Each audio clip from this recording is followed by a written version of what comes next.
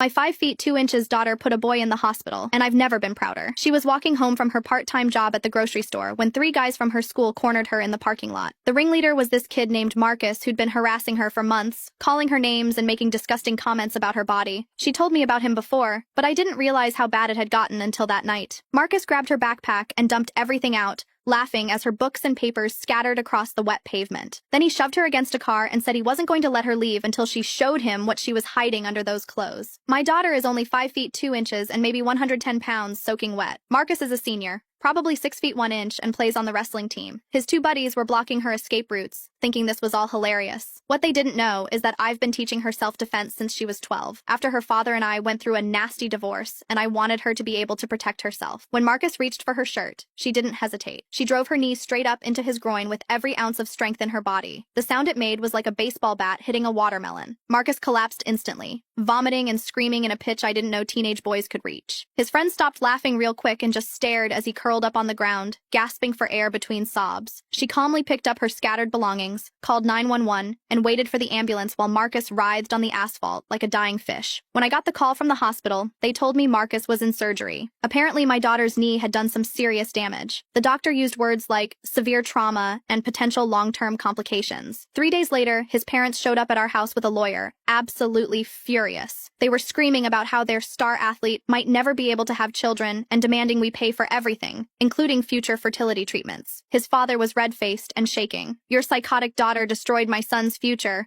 We're suing you for everything you have and pressing criminal charges." I calmly invited them in and pulled up the security footage from the grocery store parking lot that I'd already obtained. We all watched Marcus dump her stuff, shove her against the car, and reach for her shirt while his friends recorded and laughed. We watched my 110-pound daughter defend herself against their 180-pound star athlete who was trying to asphalt her. The lawyer shifted uncomfortably in his seat. Marcus's mother went pale, but his father wasn't backing down. "I don't care what that footage shows. She could have just screamed for help. She didn't have to destroy his manhood. Your son has been harassing my daughter for months," I said calmly. "He cornered her in a parking lot with 2 accomplices. She defended herself. If you want to take this to court, I'll be happy to show this evidence to a jury, along with the video his friends took." They took us to court anyway, spent thousands on lawyers demanding justice for their ruined son. The case lasted exactly 1 day. The jury watched the security footage. They read the text messages. They heard testimony about months of harassment and threats. Then they watched a 110-pound girl defend herself against a pred. The judge dismissed all charges and told Marcus's family they were lucky my daughter wasn't pressing countercharges for harassment and attempted assault. While walking out, I looked his father straight in the eye and said, "The world doesn't need any more of him."